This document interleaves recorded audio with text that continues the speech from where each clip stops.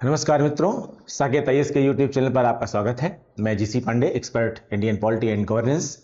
हम लोग इस समय अभी इंडियन पॉलिटी से रिलेटेड क्वेश्चन प्रैक्टिस कर रहे हैं और उसमें हम प्रैक्टिस सेट करवा रहे हैं, जिसमें हम एक के बाद एक प्रैक्टिस सेट आपको दे रहे हैं। ठीक है, अलग अलग सब्जेक्ट की सीरीज आपको मिल रही होगी और इससे आरओ की प्रिपरेशन में, बीईओ की प्रिपरेशन में या आईएसपीसीएस के क्वेश्चंस जो भी हैं, ठीक है, उन सब की प्रिपरेशन में आपको हेल्प मिलेगी। क्वेश्चन का एक्सप्लेनेशन हम इस प्रकार से देने की कोशिश कर रहे हैं कि आपको एक क्वेश्चन के आंसर में ढेर सारी चीजें आपको मिल सकें। ये हमारी पूरी कोशिश है। हाँ, ये जरूर दावा है कि अगर आपने इन क्वेश्चन सेट्स को सही से पढ़ लिया, सही से समझने की कोशिश कर लीजिए कि आपने, तो आपके कंटेंट भी तैयार होंगे, यानी आपकी जो सिलेबस का एक प्रिपरेशन है वो भी चलेगी पूरी तरह से, और उसमें से जो क्वेश्चंस बनते हैं वो भी आपके तैयार होंगे और नो डाउट आप एग्जाम को क्रैक करने की पोजीशन में होंगे। ठीक है, फिलहाल स्टार्ट करते हैं। आज हमारा ये प्रैक्टिस सेट नंबर 6 है। ठीक है, फर्स्ट क्वेश्चन,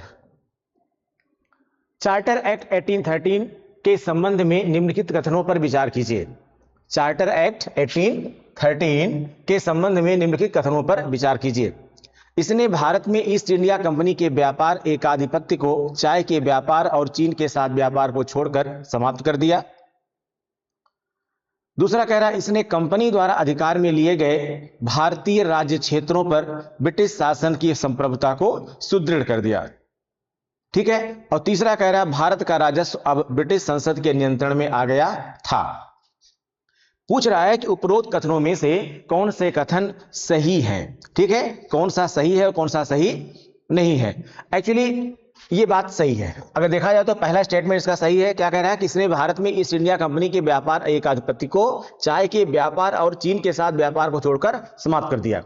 चाय पर व्यापार, चाय के व्यापार पर जो एकाधिपत्य था इसका, और साथ में चीन के साथ व्यापार, दोनों को छोड़ना नहीं चाहते थे, क्योंकि कह सकते हैं इससे काली कमाई भी इनकी ठीक ठाक होती थी। ठीक है, तो ये बात सही है। दूसरा कह रहा है कि इसने कंपनी द्वारा अधिकार में लिए गए भारतीय राज्य क्षेत्रों पर ब्रिटिश शासन की संप्रभुता को सुदृढ़ कर दिया। ये भी सही है, क्योंकि इससे क्या हुआ कि जैसे जैसे कंपनी कमजोर पड़ती गई थी उस, और जो है सम्राट का अधिकार बढ़ता गया था। ठीक है, सम्राट का हस्तक्षेप बढ़ता गया था कंपनी पर, तो वैसे वैसे ही क्राउन का रिप्रेजेंटेशन यहां पर बढ़ता गया, उनकी डोमिनेंसी बढ़ती गई और कंपनी का जो क्षेत्र था या कंपनी का जो अधिकार था, प्रभाव था, वो कम होता चला गया। ठीक है, लेकिन तीसरा कह रहा है, यानी ये भी सही है, लेकिन तीसरा सही नहीं है। कह रहा है कि भारत का राजस्व अब ब्रिटिश संसद के नियंत्रण में आ गया। ऐसा नहीं है। ऐसा इसलिए नहीं है क्योंकि इस अधिनियम में क्या किया गया था कि वास्तव में कंपनी के एकाधिपत्य को कह सकते हैं, या कह सकते हैं कि कंपनी को अगले 20 वर्षों के लिए व्यापार का अधिकार दे दिया गया था। अगर हम 1813 के चार्टर एक्ट की बात करें तो इस चार्टर एक्ट के द्वारा कंपनी को अगले 20 वर्षों के लिए क्या किया गया था, व्यापार का अधिकार दे दिया गया था। एक दूसरी बात कि इसी के माध्यम से इसमें यह भी प्रावधान था कि जो राजस्व आएगा, जो व्यापार से राजस्व आएगा, वो कंपनी के पास ही रहेगा। लेकिन एक क्लॉज था, केवल क्या था कि व्यापार से जो राजस्व आएगा वो कंपनी के पास जरूर रहेगा, लेकिन उस राजस्व से व्यय करने का जो अधिकार होगा उसको नियमबद्ध कर दिया गया कि इससे जो खर्च करेंगे आप, वो खर्च आप ऐसे अनाप शनाप यहां वहां नहीं कर सकते हैं, बल्कि एक सिस्टम बना दिया गया कि इसके व्यय को हम नियमित कर रहे हैं, इस जगहों पर ही इस प्रकार से आप खर्च करेंगे। तो खर्च को नियमबद्ध जरूर किया गया, व्यय को नियमबद्ध जरूर किया गया, लेकिन यह नहीं किया गया कि अब जो है इसका राजस्व ब्रिटिश संसद के पास जाएगा, ऐसा नहीं था। ठीक है ना, तो इसका मतलब क्या है कि ये जो स्टेटमेंट था ये गलत है। तो आंसर क्या सही हो जाएगा इसमें? आंसर सही हो जाएगा इसमें 1 और 2। ठीक है, आंसर क्या सही हो जाएगा इसमें? फर्स्ट और सेकेंड। ठीक है, यानी इसमें ए आंसर सही है। नेक्स्ट क्वेश्चन देखते हैं। अगला क्वेश्चन कह रहा है, निम्नलिखित में से ब्रिटिश इंडिया के किस अधिनियम ने सामूहिक कार्यचालन के स्थान पर विभाग या विभागीय पद्धति द्वारा वायसराय की कार्यकारी परिषद पर उनके प्राधिकार को और अधिक बल प्रदान किया? कह रहा है कि ब्रिटिश इंडिया के किस अधिनियम ने ब्रिटिश इंडिया के किस अधिनियम ने सामूहिक कार्यचालन के स्थान पर विभाग या विभागीय पद्धति यानी डिपार्टमेंटल सिस्टम द्वारा वायसराय की कार्यकारी परिषद एग्जीक्यूटिव काउंसिल या एग्जीक्यूटिव बॉडी पर उनके प्राधिकार को और अधिक बल प्रदान किया? तो इसमें आंसर क्या होगा? इसमें आंसर होगा ए। क्या आंसर होगा? इसमें आंसर होगा ए। पूछ रहा है भारत परिषद अधिनियम 1861, भारत परिषद अधिनियम 1958, भारत परिषद अधिनियम 1992, भारतीय परिषद अधिनियम 1909। आंसर क्या होगा? इसमें आंसर होगा ए। आंसर ए क्यों होगा? जो 1861 का एक्ट था, थोड़ा समझिएगा आप लोग, जो 1861 का एक्ट था, इसने क्या किया था कि वायसराय को नियम बनाने की शक्ति प्रदान कर दी थी। वायसराय को नियम बनाने की शक्ति प्रदान कर दी थी और साथ ही साथ ये भी व्यवस्था किया था कि जो वायसराय है वो अपनी एक संचालन परिषद बना सकता है, कार्यकारी परिषद बना सकता है। क्या बना सकता है? कार्यकारी परिषद बना सकता है। और ये जो कार्यकारी परिषद है इसी को हम क्या कह सकते थे? परिषद, ठीक है ना। तो अब यहां जो काम हो गया वो परिषद गवर्नर जनरल का काम हो गया, ठीक है ना। तो यह परिषद गवर्नर का काम हो गया, जो भी आप कह लीजिए इसको आप, ठीक है। यानी उसको अपनी एक एग्जीक्यूटिव बनाने का अधिकार था, जिसमें वो विभागों में जो उसने अपना डिपार्टमेंटल सिस्टम बनाया था, जो कार्यकारी परिषद बनाई थी, उसमें लोगों को उनका जो पोर्टफोलियो सिस्टम था, उस पोर्टफोलियो सिस्टम में उनको अलग अलग विभाग या अलग अलग विभागों को अलग अलग कार्य जो है वो सौंप सकता था, ठीक है ना। तो इसमें ये बात बिल्कुल सही है कि ऐसा किया गया था और वो इसी अधिनियम के द्वारा किया भी गया था। तो इसमें आंसर क्या हो जाएगा? ए। अगला क्वेश्चन देखते हैं। निम्नलिखित में से किस एक्ट के द्वारा बंगाल के गवर्नर जनरल को भारत का गवर्नर जनरल बनाया गया? ठीक है ना। निम्नलिखित में से किस एक्ट द्वारा बंगाल के गवर्नर जनरल को भारत का गवर्नर जनरल बनाया गया? Regulating act, Pitt's India act, ठीक है, regulating act, Pitt's India act, 1793 का चार्टर एक्ट और 1833 का चार्टर एक्ट। चार आपके पास ऑप्शन है, इनमें से गवर्नर जनरल को, बंगाल के गवर्नर जनरल को भारत का गवर्नर जनरल, पहले क्या था? बंगाल, मद्रास और बंबई, तीनों की जो प्रेसिडेंसी थी, इनके अलग अलग गवर्नर होते थे। इन तीनों प्रेसिडेंसी को मिला दिया गया और इसे ब्रिटिश भारतीय प्रदेश कहा गया। और इस ब्रिटिश भारतीय प्रदेश के गवर्नर को क्या किया गया? इन ब्रिटिश भारतीय प्रदेशों को मिलाने के बाद, जो ब्रिटिश भारतीय प्रदेश, इन अलग अलग प्रदेशों को मिलाने के बाद जो ब्रिटिश भारतीय प्रदेश बना, उनका जो अलग अलग गवर्नर था, उस सिस्टम को खत्म करके इन पूरे प्रदेशों का एक गवर्नर जनरल बना दिया गया, ठीक है ना। और उस समय बंगाल के जो अंतिम गवर्नर जनरल थे वो कौन थे? Lord William Bentinck, Lord William Bentinck, ठीक है ना, ये गवर्नर थे। और इन्हीं को क्या किया गया? बाद में भारत का पहला गवर्नर जनरल बनाया गया। भारत का ये क्या हो गए? भारत के प्रथम गवर्नर जनरल बन गए। यानी जो बंगाल के अंतिम गवर्नर थे वही भारत के प्रथम गवर्नर जनरल बनाए गए। तो वो था 1833 का चार्टर एक्ट, ठीक है, 1833 का चार्टर एक्ट। और यहां भी ये भी ध्यान दीजिएगा, इस अधिनियम के साथ एक चीज और अच्छी चीज थी, भारत में प्रथम विधि आयोग बनाया गया। 1833 के चार्टर एक्ट से ही क्या किया गया? भारत में पहला विधि आयोग बनाया गया। और उस प्रथम विधि आयोग का जो अध्यक्ष, प्रथम विधि आयोग के जो अध्यक्ष थे, याद रखिएगा, इसके द्वारा ही क्या बनाया गया? भारत में प्रथम विधि आयोग, प्रथम विधि आयोग, फर्स्ट लॉ कमीशन, ठीक है। और इस फर्स्ट लॉ कमीशन के जो चेयरमैन थे, उनको एक क्वेश्चन पूछा गया है, याद करिएगा इसको आप लोग, लॉर्ड मैकाले। लॉर्ड मैकाले जी है, जो है, इनको पहले विधि आयोग का अध्यक्ष बनाया गया, ठीक है। तो इस 1833 के चार्टर एक्ट के द्वारा ही क्या किया गया? प्रथम विधि आयोग का भी गठन किया गया और उसका चीफ किसको बनाया गया, लॉर्ड मैकाले को बनाया गया। इस अधिनियम के द्वारा ही बंगाल के गवर्नर को क्या किया गया, भारत का गवर्नर जनरल बनाया गया। ठीक है, और क्वेश्चन चूंकि वो भी पूछा जाता है, बंगाल का अंतिम गवर्नर जनरल कौन था, तो कौन थे, लॉर्ड विलियम बेंटिंक थे। ठीक है ना, और भारत का प्रथम गवर्नर जनरल कौन था, तो बंगाल का अंतिम गवर्नर और भारत का प्रथम गवर्नर जनरल, ये दोनों क्या है, एक थे। ठीक है, इसमें आंसर हो जाएगा आपका 33 का चार्टर एक्ट यानी डी। नेक्स्ट क्वेश्चन देखते हैं, वर्ष 1909 मार्ले मिंटो सुधारों के बारे में निम्नलिखित कथनों पर विचार कीजिए। वर्ष 1909 मार्ले मिंटो सुधार बहुत ही महत्वपूर्ण सुधार है मार्ले मिंटो सुधार, और ये भारतीय इतिहास में जो है मॉडर्न हिस्ट्री में ये बड़ी महत्वपूर्ण स्थान रखते हैं। और संवैधानिक विकास के परिप्रेक्ष्य में, चूंकि हम इंडियन पॉलिटी की बात कर रहे हैं, तो इंडियन कॉन्स्टिट्यूशन के डेवलपमेंट में जो हमारे यहाँ नियम उपनियम और कानून विधि बनाने की जो प्रक्रिया शुरू हुई, उसके विकासीय क्रम में मार्ले मिंटो सुधार बहुत महत्वपूर्ण स्थान रखते हैं। कह रहा है पहला कि इनका नामकरण ब्रिटिश सांसदों मिंटो और मार्ले के नाम पर किया गया था। ये गलत है, ये गलत है। मार्ले मिंटो जो है ये नामकरण जरूर मार्ले और मिंटो के नाम पे हुआ था, ठीक है, लेकिन ये ब्रिटिश सांसद नहीं थे। ठीक है, यहां ध्यान देने की बात है कि ये ब्रिटिश सांसद नहीं थे। इसमें जो है राज्य के सचिव थे, राज्य सचिव कौन थे उस समय, मार्ले, राज्य सचिव थे मार्ले, और मिंटो साहब, और वायसराय कौन थे, वायसराय थे मिंटो, वायसराय थे मिंटो।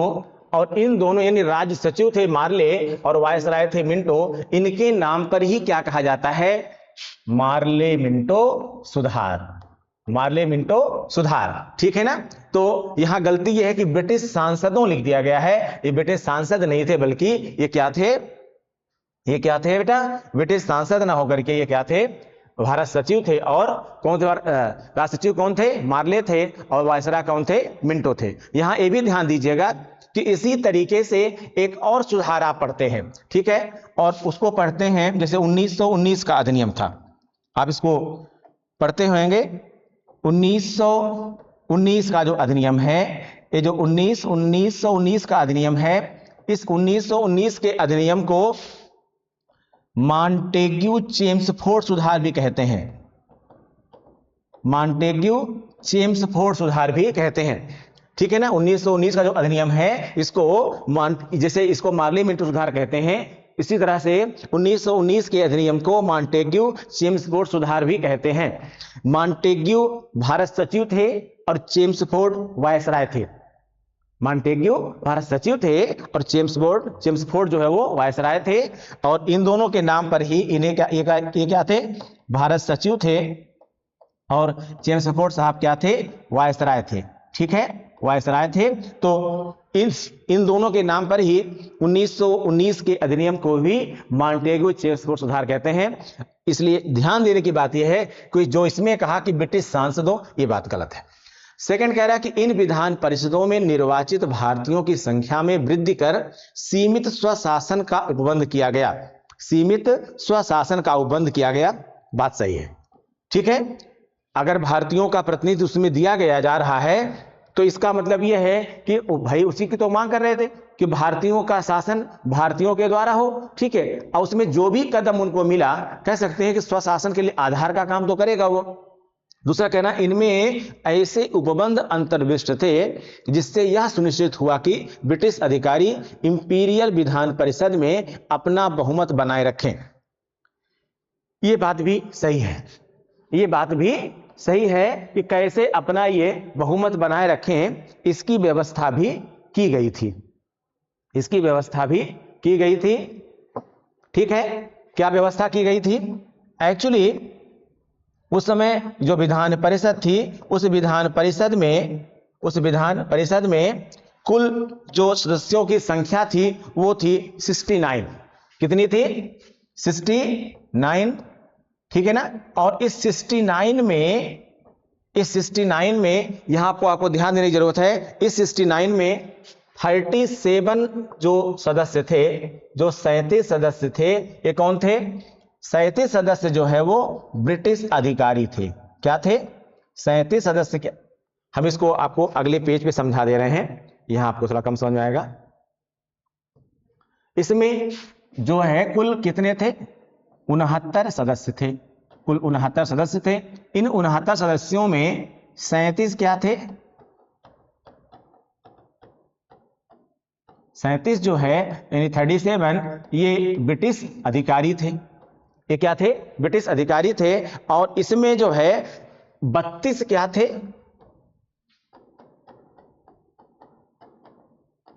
गैर सरकारी सदस्य थे। 32 क्या थे? गैर सरकारी सदस्य थे। और इन 32 में से 27 तो क्या थे? निर्वाचित थे। 27 क्या थे? निर्वाचित थे। लेकिन 5 जो थे वो मनोनीत थे। क्या थे? मनोनीत थे। मनोनीत करने का अधिकार किसके पास था? वायसराय के पास था। मनोनीत किसको करेगा? वो अपने विश्वास पात्रों को तो करेगा। तो कहने के लिए तो ये 32 थे, लेकिन ये 5 भी जोड़ लीजिए इसी 37 में एक तरह से, ठीक है ना? तो क्या हो जाएगा? वो 42। जाहिर सी बात है ना, जो क्वेश्चन पूछ रहा है आपका, क्वेश्चन क्या कह रहा है? क्वेश्चन आपका जो कह रहा है कि इनमें ऐसे उपबंध अंतर्विष्ट थे जिससे यह सुनिश्चित हुआ कि ब्रिटिश अधिकारी इंपीरियल विधान परिषद में अपना बहुमत बनाए रखें, वो जो है सही है। ठीक है, क्योंकि मैंने अभी बताया आपको कि 37 सदस्य क्या थे? ब्रिटिश अधिकारी थे। और जो 32 सदस्य थे, इन 32 सदस्यों में 32 सदस्य क्या थे? गैर सरकारी थे। तो ये बात भी सही है। तो इसमें सही क्या है? 2 और 3, यानी आंसर क्या हो जाएगा इसका? बी। आंसर क्या हो जाएगा इसका? बी हो जाएगा। आंसर बी हो जाएगा, यानी सेकंड सही है और थर्ड सही है। इसमें फर्स्ट जो है वो गलत है। अगला क्वेश्चन देखते हैं। निम्नलिखित कथनों पर विचार कीजिए। मार्ले मिंटो सुधार ने राज्य विधानसभाओं में शासकीय बहुमत समाप्त कर दिया। मार्ले मिंटो सुधार ने राज्य विधानसभाओं में शासकीय बहुमत समाप्त कर दिया। सेकंड कह रहा है भारत सरकार अधिनियम यानी भारत शासन अधिनियम 1909 के अतिरिक्त गैर सरकारी व्यक्ति स्थानीय निकायों में अप्रत्यक्ष रूप से निर्वाचित हुए। उपरोक्त कथनों में से कौन सा कथन सही है? केवल 1, केवल 2, केवल 1 और 2, इनमें से कोई नहीं। इनमें से कोई नहीं। क्या होगा? देखिए आप लोग, 5वां क्वेश्चन, इनमें से कौन सा सही है? दोनों सही है या केवल एक सही है? इसमें दोनों सही है। इसमें दोनों सही है। पहला भी सही है और दूसरा भी सही है। ठीक है ना? पहला भी सही है और दूसरा भी सही है। कैसे सही होगा? देखिए, कह रहा है मार्ले मिंटो सुधार ने राज्य विधानसभाओं में शासकीय बहुमत समाप्त कर दिया। बिल्कुल यह सही बात है कि मार्ले मिंटो सुधार ने विधानसभाओं में बाद में क्या किया? बाद में विधानसभाओं में इनमें जो गैर सरकारी सदस्य थे, गैर सरकारी सदस्यों की संख्या को क्या किया? बढ़ा दिया। और जो मनोनीत सदस्य थे, उन मनोनीत सदस्यों में जो है कुछ ऐसे सदस्यों को मनोनीत करने की बात की गई और कुछ ऐसी व्यवस्था बनाई गई जिसमें जो है जो गैर सरकारी सदस्य थे उनकी भूमिका भी थी। ठीक है, तो ये इसमें किया गया था। ये बात सही है, यानी ये भी सही है। सेकंड कह रहा भारत सरकार अधिनियम 1909 के अतिरिक्त गैर सरकारी व्यक्ति स्थानीय निकायों में, भारत सरकार अधिनियम 1909 के अतिरिक्त गैर सरकारी व्यक्ति स्थानीय निकायों में अप्रत्यक्ष रूप से निर्वाचित हुए। ये बात भी सही है, क्योंकि गैर सरकारी सदस्यों का निर्वाचन पहले नहीं होता था, या कैसे उनका अपॉइंटमेंट पहले नहीं होता था। बाद में उनके निर्वाचन की भी या उनके अपॉइंटमेंट की भी व्यवस्था की गई। ठीक है, तो ऐसे में आंसर क्या हो जाएगा? इसमें आंसर आपका हो जाएगा फर्स्ट और सेकंड, यानी सी आंसर हो जाएगा। इसमें दोनों ही सही है, पहला भी सही है और दूसरा भी सही है। अगला क्वेश्चन देखिएगा, यहां निम्नलिखित में से किस अधिनियम द्वारा 120 सदस्यों वाले चैंबर ऑफ प्रिंसेस की व्यवस्था की गई? चैंबर ऑफ प्रिंसेस, ये अभी पहले क्वेश्चन आ चुका है, ये उसमें मैं आपको चैंबर ऑफ प्रिंसेस को समझा चुका हूं, अगर आपको याद होगा तो। पिछले वीडियो देखेंगे तो आपको मिल जाएगा। निम्नलिखित में से किस अधिनियम द्वारा 120 सदस्यों वाले चैम्बर ऑफ प्रिंसेस की व्यवस्था की गई थी? 1853 का चार्टर एक्ट, 1919 का अधिनियम, 1909 का अधिनियम और 1793 का अधिनियम। यानी 1853 का चार्टर एक्ट, 1919 का एक्ट, 1909 का एक्ट या 1793 का एक्ट। ठीक है, चैम्बर ऑफ प्रिंसेस की व्यवस्था की बात कर रहा है। चैम्बर ऑफ प्रिंसेस की व्यवस्था की बात किसमें हुई थी? 1919 के एक्ट में। किसमें हुई थी? 1919 के एक्ट में। तो इसमें आंसर सही है बी। नेक्स्ट क्वेश्चन देखते हैं। 1919 के भारत शासन अधिनियम की निम्नलिखित में से कौन सी प्रमुख विशेषताएं हैं? ठीक है, कौन सी प्रमुख विशेषताएं हैं? पहला पैरा कि भारत की कार्यकारिणी सरकार में, ठीक है, द्वैध शासन की व्यवस्था। भारत की प्रांतों की कार्यकारिणी सरकार में द्वैध शासन की व्यवस्था। दूसरा, मुसलमानों के लिए पृथक सांप्रदायिक निर्वाचक मंडलों की व्यवस्था। और तीसरा कह रहा है केंद्र द्वारा प्रांतों को विधायनी शक्ति यानी लेजिस्लेटिव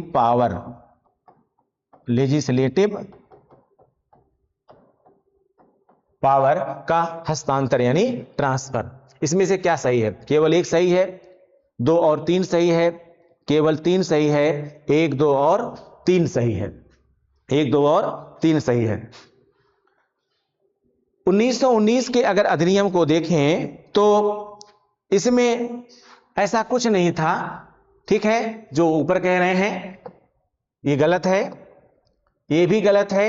मुसलमानों के लिए पृथक सांप्रदायिक निर्वाचन मंडलों की व्यवस्था नहीं। ठीक है, तो प्रमुख विशेषता इसकी क्या थी कि केंद्र द्वारा प्रांतों को विधायनी शक्ति का हस्तांतर किया गया। केंद्र द्वारा प्रांतों को विधायनी शक्ति का हस्तांतरण हुआ, यानी जो है प्रांतों में लेजिस्लेशन बनी, प्रांतों में विधायिका होगी और उस विधायिका की क्या व्यवस्था होगी, ठीक है, जिसको हम द्वैध शासन व्यवस्था भी कहते हैं। ठीक है, उस व्यवस्था का यहां पर थोड़ा सा आरंभ था और यह महत्वपूर्ण था, इसलिए हम सबसे बेहतर विकल्प को क्या समझ सकते हैं? इसमें हम ए को मान सकते हैं।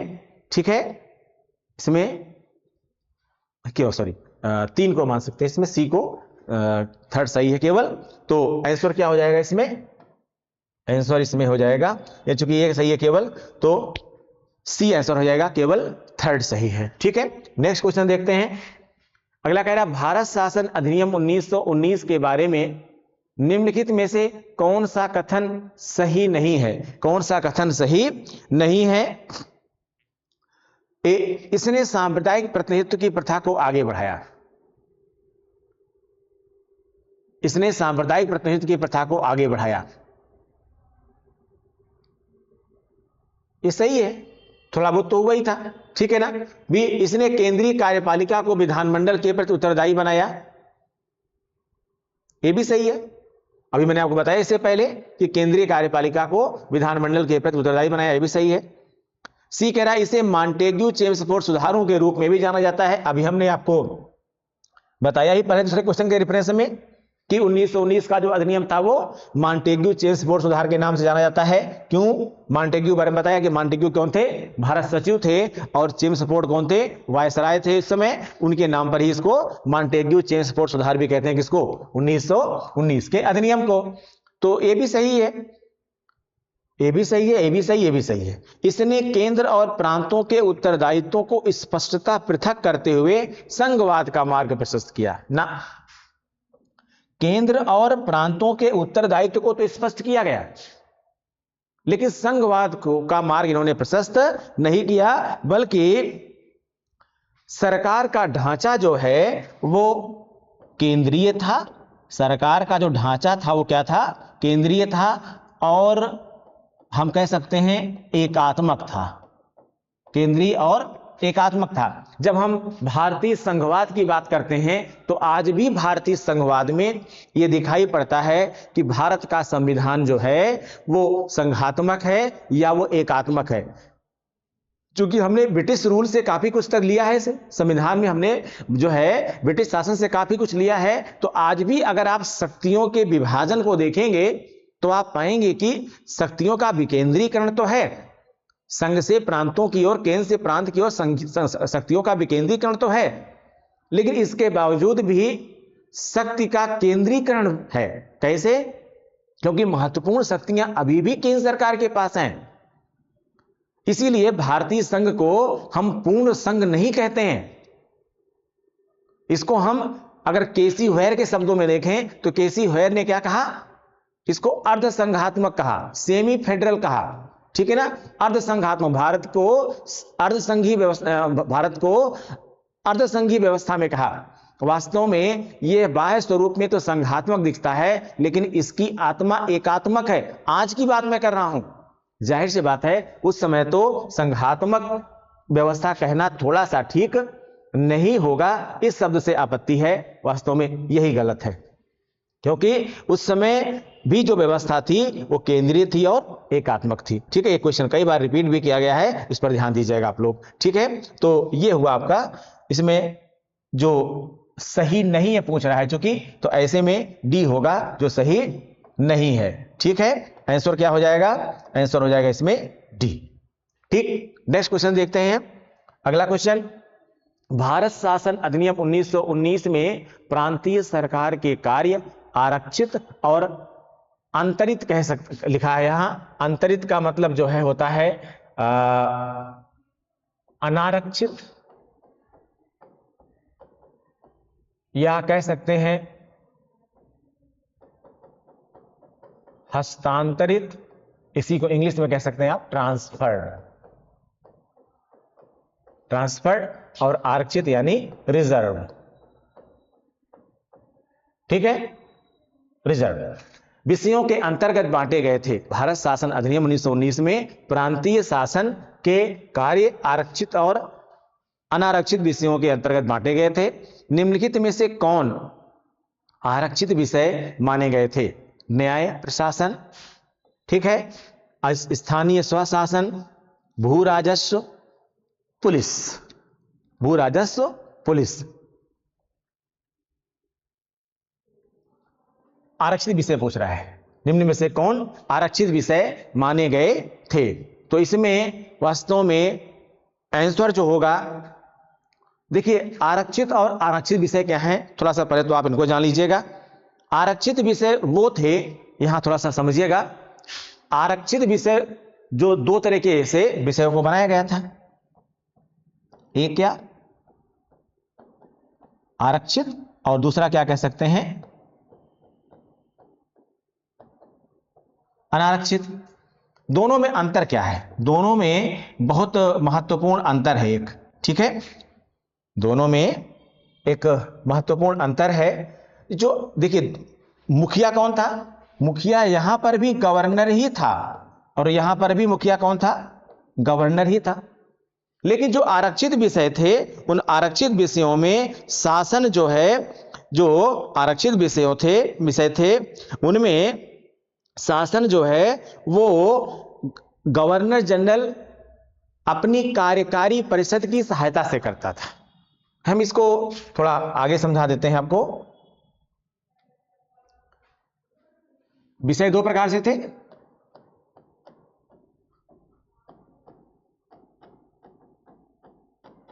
आरक्षित और अनारक्षित। यहां ध्यान दीजिएगा, इसी को हम और क्या बोलते हैं?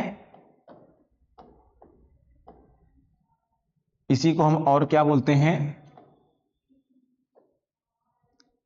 द्वैध शासन व्यवस्था।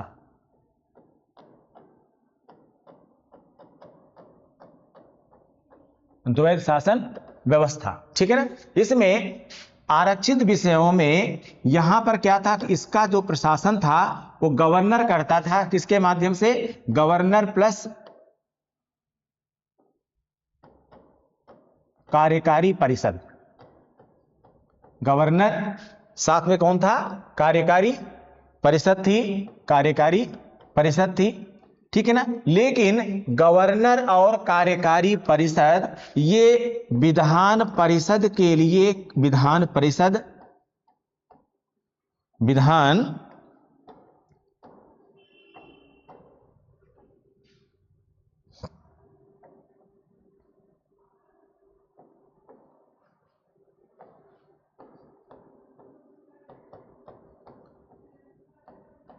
विधान परिषद के प्रति जवाबदेह या उत्तरदायी नहीं थी, या उत्तरदायी नहीं थी। जो अनारक्षित विषय थे इसका जो शासन था गवर्नर प्लस जो मंत्रिपरिषद थी, ठीक है, जो मंत्रिपरिषद थी उसके साथ करता था। और लेकिन इसकी विशेषता क्या थी कि ये जो थे ये दोनों क्या थे, यहां ये जो मिलान था दोनों का वो विधान परिषद के प्रति क्या थे, जवाबदेह थे। क्या थे, विधान परिषद के प्रति जवाबदेह थे। अब दोनों में अंतर इस प्रकार से हो जाता था कि जो महत्वपूर्ण विषय हैं, जो कि रिजर्व हैं, उसके शासन के लिए ये जवाबदेह नहीं है, ये जवाबदेह नहीं है, उत्तरदायी नहीं है, तो जो चाहे वो करें। और यहां जिसमें जवाबदेह हैं वो ऐसे विषय थे जो काफी महत्वहीन विषय थे। तो इसकी वजह से क्या हो रहा था कि मंत्रिपरिषद के सदस्यों की, यानी जो चुन करके आए थे हुए सदस्य थे, उनकी आलोचना हो रही थी, ठीक है, यानी जनता भी उनसे क्या होती थी, एक तरह से नाराज ही हो सकती थी ना। तो ये व्यवस्था कायदे से ठीक नहीं थी, जिसकी जबरदस्त आलोचना भी की जा रही थी। तो क्वेश्चन क्या पूछ रहा है आपका, क्वेश्चन ये पूछ रहा है कि भारत शासन अधिनियम 1919 में प्रांतीय शासन के कार्य आरक्षित और अनारक्षित विषयों के अंतर्गत बांटे गए थे। निम्नलिखित में से कौन आरक्षित विषय माने गए थे? तो अगर देखा जाए कि इनमें से कौन से विषय क्या थे, आरक्षित थे, आरक्षित विषय कौन से थे, तो आएगा इसमें 1, 3 और 4, यानी न्याय और प्रशासन, दूसरा भू राजस्व और चौथा पुलिस। अब ये महत्वपूर्ण है, भू राजस्व, न्याय प्रशासन और पुलिस, सारा काम तो इन्हीं का है, महत्वपूर्ण काम तो इन्हीं का है सब। जैसे law and order police maintain करेगी।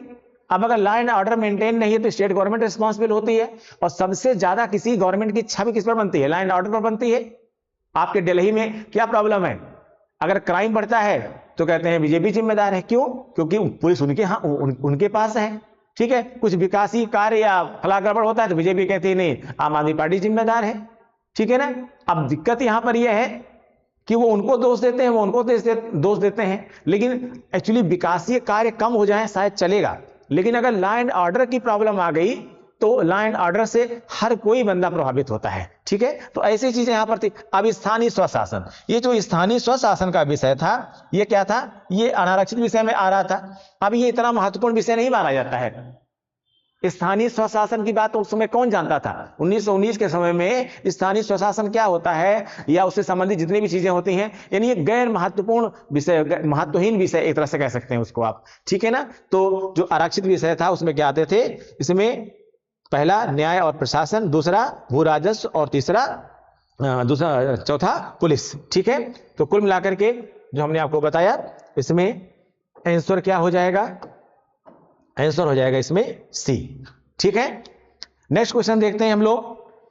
अगला क्वेश्चन यह कह रहा है कि 1935 के अधिनियम द्वारा स्थापित संघ द्वारा अवशिष्ट शक्तियां निम्नलिखित में से किसको प्रदान की गई थी? 1935 के अधिनियम द्वारा स्थापित संघ द्वारा 1935 के अधिनियम द्वारा स्थापित संघ द्वारा अवशिष्ट शक्तियां निम्नलिखित में से किसको प्रदान की गई थी?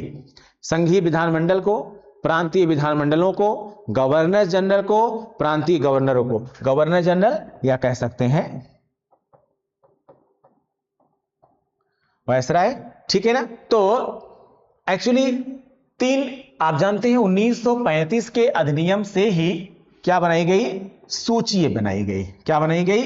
सूचियां बनाई गई, ठीक है ना। इस सूचियों में, इन सूचियों में 3 सूची थी,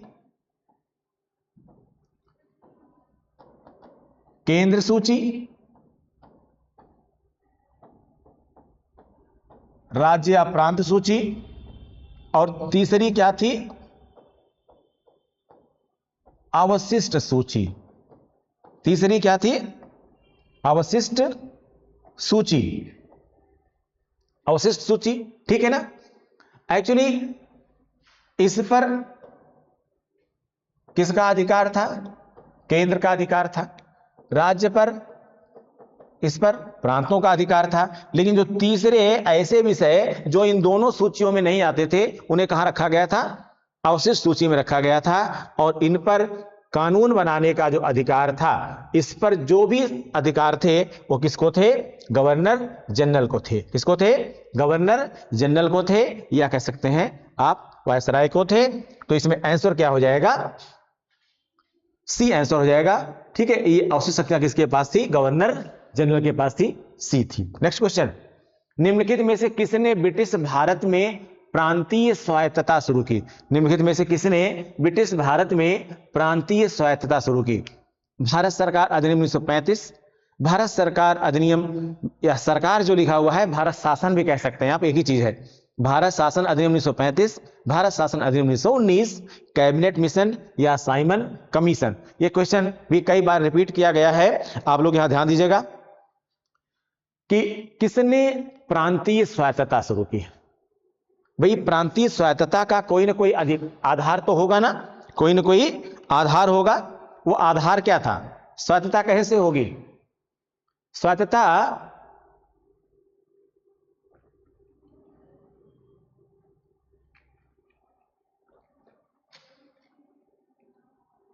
यानी ऑटोनॉमिटी, स्वायत्तता यानी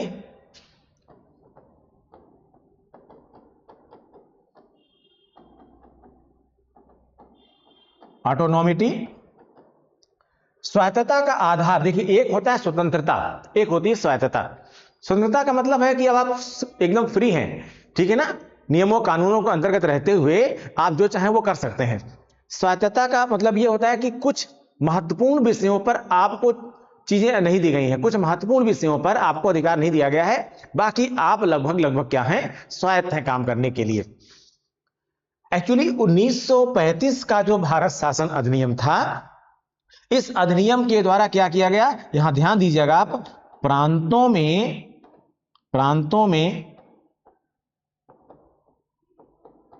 द्वैध शासन को समाप्त किया गया था। यहां ध्यान दीजिएगा, इस अधिनियम के माध्यम से प्रांतों में द्वैध शासन को समाप्त किया गया था। अब प्रांतों में द्वैध शासन की समाप्ति, और चूंकि द्वैध शासन को अभी हमने इससे पहले के प्रश्न में समझाया आपको कि द्वैध शासन में जो चुने हुए प्रतिनिधि थे वो केवल नाम के थे। जो मंत्रिपरिषद थी, विधायिनी परिषद थी, वो केवल नाम की थी, काम की नहीं थी। और अगर वो काम की नहीं थी तो इसका मतलब ये हुआ कि वो उसकी जवाबदेहिता का कोई मतलब नहीं रह गया। उसकी आप ऐसी स्वायत्तता जिसमें आप एक तोते की, जैसे तोता होता है और पिंजरे में बंद होता है, अब उसमें वो कहने के लिए सब कुछ खाओ पिए जो चाहो करो, मौज करो, बढ़िया है, लेकिन वो स्वतंत्र नहीं है। क्योंकि और दूसरी चीज यहां पर समस्या क्या थी कि जो भी काम उनको थे, उनके लिए वो काम महत्वपूर्ण थे और उनके पर उसकी जवाबदेही भी थी। लेकिन जैसे आप हमको चुन करके कहीं भेजें कि हमारे व्यक्ति हैं, अरे बढ़िया काम करेंगे, वहां गए तो, लेकिन पता चला वहां पर हमारे हाथ पैर बांध दिए गए, हम कुछ काम नहीं कर पा रहे हैं, और हम बहुत सारा उत्तरदायित्व लेकर के आए हुए हैं, हमारी आपके पर जवाबदेही बनती है। लेकिन हमसे जो काम कराया जा रहा है, वहां जो काम दिया जा रहा है, वो ऐसा काम है जिस काम से कुछ खास सरोकार अभी आपका है ही नहीं है। तो उस काम के होने ना होने का आपको फायदा नुकसान क्या होता है? जैसे आज भारत में जो हमारा इलेक्शन सिस्टम है, उसमें हम मैक्सिमम लोग क्या देखते हैं, हमको फ्री क्या मिला, हमको फ्री क्या मिला, हमको ये चीज क्या मिली।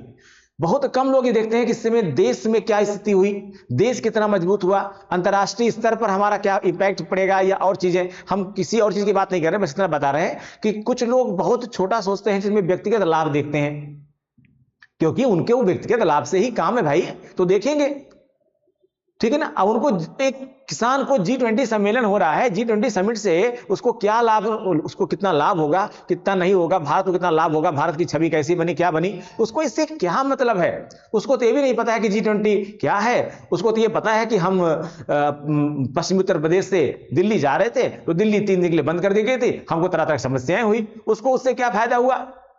फायदा तो होता है, लेकिन वो फायदा इनडायरेक्ट हो सकता है, डायरेक्ट उसको दिखाई नहीं पड़ेगा। तो यहां पर भी यही कुछ बात थी। जाहिर सी बात है, द्वैध शासन का समाप्त होना प्रांतीय स्वायत्तता का एक बेहतर उदाहरण हो सकता था। ठीक है, इसलिए इसमें आंसर क्या सही होगा? ए सही होगा। प्रांतीय स्वायत्तता कहां से शुरू हुई ब्रिटिश भारत में? भारत शासन अधिनियम 1935 से आरंभ हुई। नेक्स्ट, निम्नांकित में से कौन सा एक भारत शासन अधिनियम 1935 में स्वीकार किया हुआ महत्वपूर्ण और स्थायी अवयव नहीं है? निम्नांकित में से कौन सा एक भारत शासन अधिनियम 1935 में स्वीकार किया हुआ महत्वपूर्ण और स्थायी अवयव नहीं है? क्या नहीं है? देश के लिए लिखित संविधान, विधानमंडल के लिए निर्वाचित एवं जवाबदेह प्रतिनिधि, एक संघ की योजना पर विचार, अगला है विधानमंडल के लिए सरकारी सदस्यों का मनोनीत किया जाना। स्थायी अवयव नहीं है पूछ रहा है, स्थायी अवयव नहीं है, परमानेंट कंटेंट इसका नहीं है।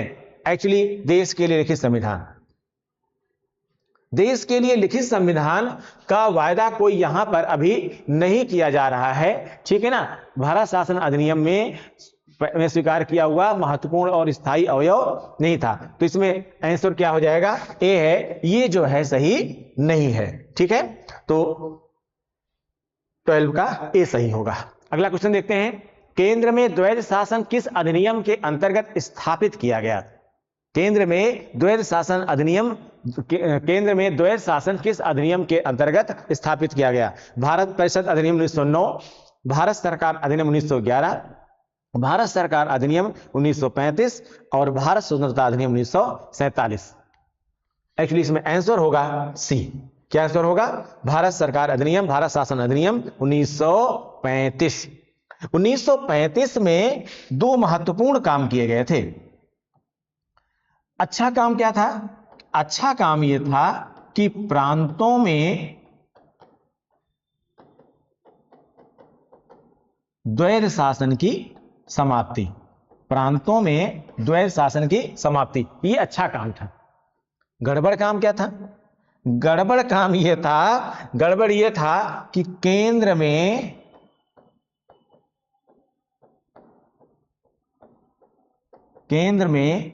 द्वैध शासन का आरंभ, केंद्र में द्वैध शासन का आरंभ। क्या किया गया? जो यहां पर अच्छा काम किया गया वही काम यहां पर क्या किया दिया गया? गड़बड़ काम कर दिया गया था। बहरहाल ये जो केंद्र में द्वैध शासन स्थापित किया गया था, आरंभ किया गया था, वो भारत शासन अधिनियम 1935 के द्वारा स्थापित किया गया था। ठीक है ना। अगला क्वेश्चन, निम्नलिखित में से कौन अगस्त 1946 में गठित प्रथम अंतरिम राष्ट्रीय सरकार का सदस्य नहीं था?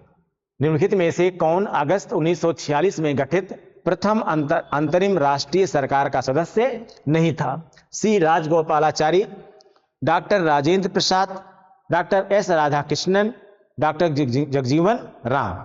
अगर आप मंत्रियों की सूची देखेंगे जो उस समय अंतरिम राष्ट्रीय सरकार जो बनी थी, जो इंटरिम सरकार बनी हुई थी, उसमें जो सदस्य नहीं थे, जो उसमें शामिल नहीं थे, एक्चुअली वो थे doctor Radhakrishnan, doctor S Radhakrishnan महोदय। ये उस समय अंतरिम सरकार में शामिल नहीं थे, उसमें अंतरिम सरकार के सदस्य किसी रूप में नहीं थे। ठीक है ना। तो इसमें राजगोपालाचारी जी थे, राजेंद्र प्रसाद जी भी थे, जगजीवन राम जी भी थे, डॉक्टर एस राधाकृष्णन उसमें शामिल नहीं थे। ठीक है, आंसर होगा इसमें सी। नेक्स्ट क्वेश्चन देखते हैं, भारतीय सिविल सेवा के संदर्भ में, भारतीय सिविल सेवा के संदर्भ में निम्नलिखित कथनों में से कौन सा कथन सही है? कौन सा कथन सही है? भारत सरकार अधिनियम 1919 में भारतीय सिविल सेवा के लिए एक पृथक परीक्षा का प्रावधान किया गया जो भारत में होनी थी। सही है। 1919 में भारतीय सिविल सेवा के लिए एक पृथक परीक्षा का प्रावधान किया गया जो भारत में होनी थी। सेकंड कह रहा, भारतीय सिविल सेवा में वर्ष 1941 में भारतीयों का प्रतिशत यूरोप वासियों से अधिक था। बिल्कुल, यह एक इंटरेस्टिंग फैक्ट है। ये इंटरेस्टिंग फैक्ट है कि उनको लगता था कि सारे बुद्धिमान यूरोप में ही रहते हैं, लेकिन एक ऐसा समय आया 1941 तक जब सिविल सेवा में इंडियन का जो परसेंटेज था वो यूरोप के परसेंट से क्या हो गया? ज्यादा हो गया। ठीक है ना। तो उनको थोड़ा सा मालूम चला कि हाँ भारत में भी लोग बुद्धिमान रहते हैं, ठीक है ना। एक्चुअली क्या किया गया था कि ये जो अधिनियम था इसमें ये प्रारंभ तो किया गया था, लेकिन साथ में ये प्रावधान किया गया था कि अभी इसमें जो इसके थ्रू की भारतीय सिविल सेवा में भारतीयों को भी मौका दिया जाए।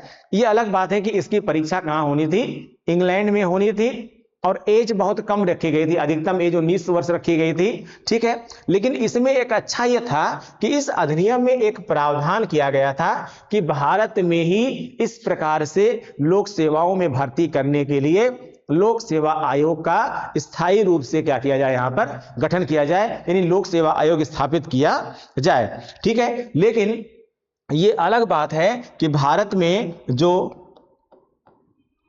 और इसकी स्थापना का प्रारंभ भी कर दिया गया, भारत में जो केंद्रीय लोक सेवा आयोग बना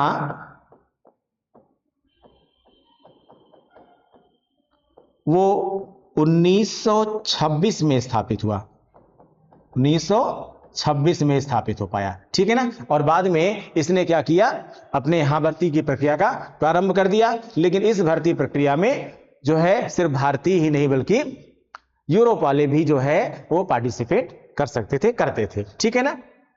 तो इसमें सही क्या है, सही इसमें दोनों है, फर्स्ट और सेकंड दोनों सही होगा, यानी आंसर क्या हो जाएगा, इसमें सी सही हो जाएगा। भारत सरकार अधिनियम 1919 में भारतीय सिविल सेवा के लिए एक पृथक परीक्षा का प्रावधान किया गया जो भारत में होनी थी, सही है, ठीक है। और दूसरा क्या था इसमें कि भारतीय सिविल सेवा में वर्ष 1941 में भारतीयों, यहां देखिएगा इससे पहले जो है सिविल सेवा वो कहां होती थी, इंग्लैंड में होती थी। लेकिन इसके बाद ये हुआ कि ये परीक्षा कहां पर होगी, जो है वो भारत में ही होगी। जब लोक सेवा आयोग बना तो उसने क्या किया, भारत में परीक्षा का आयोजन करना शुरू कर दिया। इससे पहले वो परीक्षा कहां होती थी, इंग्लैंड में होती थी, ठीक है। और मैंने बताया कि एज वगैरह का काफी प्रॉब्लम्स था, तो इसमें आंसर क्या सही होगा, दोनों सही होंगे, ठीक है। आज के लिए बस इतना ही। नेक्स्ट सीरीज में हम सीक्वेंस में चल रहे हैं, ठीक है, और आपको अच्छे अच्छे क्वेश्चन देने की कोशिश कर रहे हैं। अगर आप चैनल पर नए हैं तो चैनल से जुड़िए, आप टेलीग्राम चैनल को भी ज्वाइन करते रहिए, जिसमें हम आपको अभी बीच बीच में बहुत सारी पीडीएफ से रिलेटेड कंटेंट वो भी देंगे आपको, और भी ज्यादा क्वेश्चंस हम वहां पर पीडीएफ के थ्रू आपको देने की कोशिश करेंगे। तो टेलीग्राम चैनल को भी लिंक दिया गया होगा इस पे, उसको ज्वाइन कीजिए। और अगर आप नए हैं तो चैनल को सब्सक्राइब कीजिए, लोगों तक फैलाइए, लोगों को फायदा मिले, ठीक है। Thank you.